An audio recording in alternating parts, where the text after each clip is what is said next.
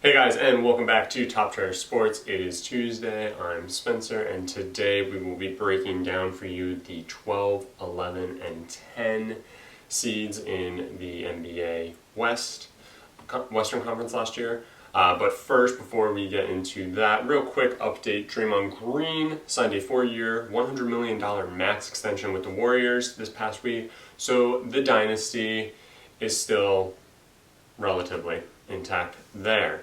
All right, on to the offseason updates. First off, the Grizzlies. So they finished 12th in the West last year, and here we go. They put together a really strong offseason.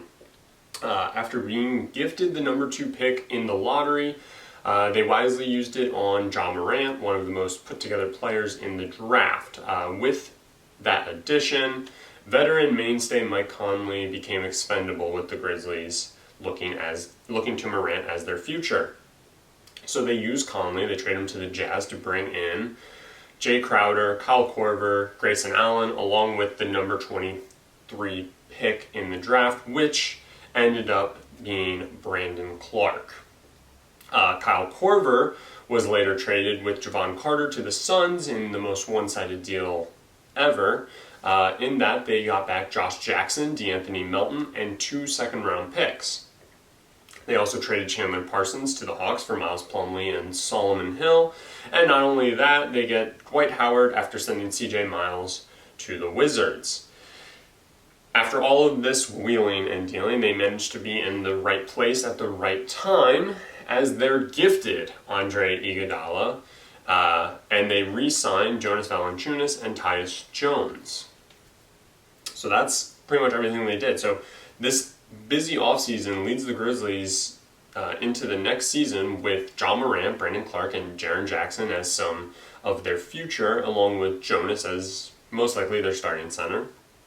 They've got basically one spot that they need to fill, but the one thing that they do have is depth. So most likely that 5th spot is going to go to Jay Crowder or Andre Iguodala, and having either one of them or one of Jackson and or Clark on your bench instead would not be a bad thing. Beyond that, there's Josh Jackson, who improved in some ways this past season, and honestly still has a lot of untapped potential in my opinion, and should look to grow some more.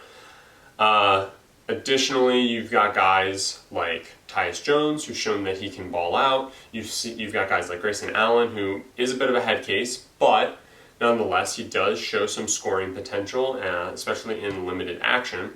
Solomon Hill is at least decent off of your bench, and DeAnthony Melton, he was a rookie last season, so he still has a lot of potential to become a solid off-the-bench guy. Now, if you're worried about them having big man depth, you clearly forgot that I just said they got Dwight Howard and Miles Plumlee. Plumlee is definitely just depth at this point. He's a nice piece, but he's not going to be great off the bench. But he does provide you depth behind Jonas. On top of that, you have Dwight Howard, who in his last full season, which was at his age 32 season, he'll be 34 this year. He only played 9 games last season, but in a season in which he played every single game, he did score 16 per game at the age of 32. So he still has something left in the tank that he can give the Grizzlies, and they're not relying on him as of right now to be their starter. I don't know if I can call the Grizzlies a bona fide playoff team yet, but they made some good moves to set themselves up to at least compete, and they do have some bright pieces for the future, so I expect them to finish off better than they did this year. That being said, I still don't know if they did enough to make the playoffs. All right, the next thing we have is the Timberwolves. So after the busy offseason the Grizzlies put together, the Wolves put together an underwhelming one. Through the draft, they added Jarrett Culver, moving up to the 6th spot and dealing Dario Saric and the 11th pick, which became Cameron Johnson. So that move right there, great. Culver is a really good piece. I'm not really sure why the Suns didn't want to take him, but nonetheless. They also drafted Jalen Noel in the 2nd. Beyond that, in a trade with the Warriors, they received Shabazz Napier and Trayvon Graham for a player who will never play in the NBA. So they basically get those 2 guys for nothing. In a similar move with the Blazers, they add Jake Layman.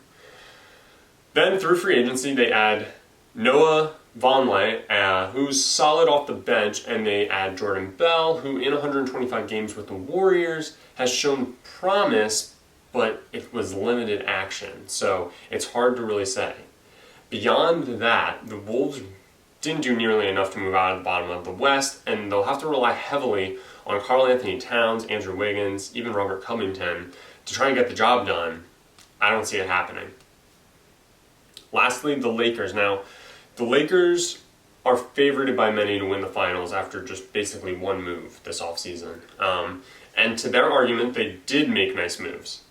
Not sure if I'm really ready to give them the finals championship or even the number one seed. But they added a guy like they added Anthony Davis. I mean, if you can add a guy like that, you've done something right. They did lose Brandon Ingram, Lonzo Ball, and Josh Hart, along with picks this year, the pick turning into DeAndre Hunter.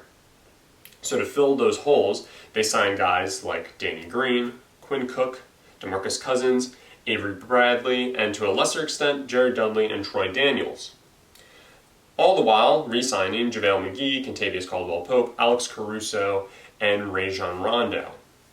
Now, after the AD trade, their depth was depleted, but the Lakers were still looking to add another max contract. I think they made out better because they didn't add another max contract. Instead, they used that money to get back some depth and to use that money on guys like Danny Green. They get DeMarcus Cousins at way under value. All the while, they do hold on to Kyle Kuzma, and he's shown a lot of promise, even though this past year was a bit of a down year. The guy was still a second-round pick and really showed off his rookie season, so look for him to improve while playing alongside guys like LeBron, Anthony Davis, Boogie, and Danny Green. Like I said, I'm not ready to give them the championship or even the number one seed in the West. However, they did put depth behind Davis and James, which was good. Had they added another max contract, it would be a different story, but then again, they would have 3 bona fide stars. So hindsight's going to be 20/20 on that one. What they do definitely have after this offseason is a playoff spot. So good on the Lakers there. That does it for me today. Tune in tomorrow when Brett covers the NHL, and tune in back here next week when Brett covers the 9, 8, and 7 seeds in the East. Leave a like and a comment, and don't forget to smash that subscribe button, and we will see you back here tomorrow.